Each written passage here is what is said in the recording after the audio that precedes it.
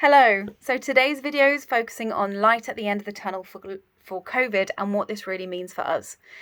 It's so easy to feel pessimistic with the assumption that really the end of lockdown in the UK or anywhere in the world is only going to be short-lived. And to be honest, this is really normal.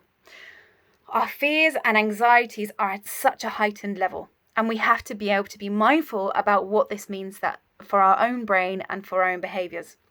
So we have this anxiety element drilled into us to survive. And at times like this, when the whole world is in a very compromised position, this is what allows us to survive. And this is the reason why it's stayed with us throughout evolution and development and whatnot.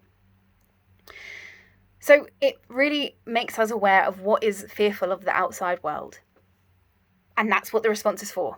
So what we actually really need to focus on is that while we shouldn't blindly trust anyone, but knowing about how the world actually is and the validity of the effectiveness of the vaccine has shown that it works.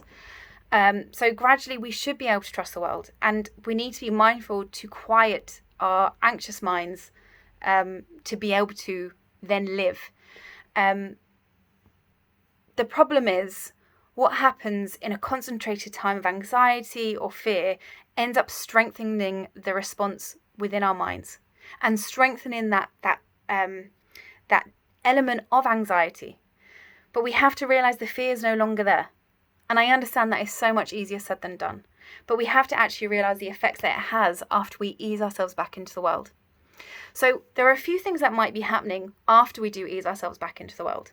One of them is the anticlimactic experience of freedom. So research has shown that 6 months after a stressful period of time really has impacted our lives, we change our reactions. We may get ill because finally our bodies can rest, or we have a need and a desire to do something really erratic.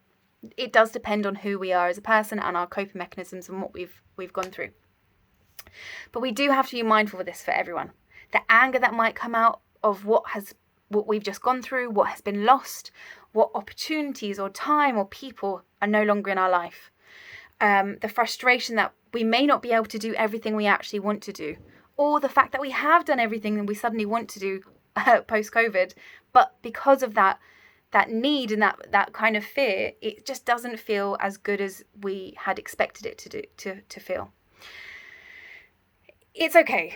The world has experienced a lot of trauma during this period of time. And while I understand it's not been a war, it's not been something else, but it has been trauma, we have to understand that that is something that we're allowed to feel the way that we are feeling about it.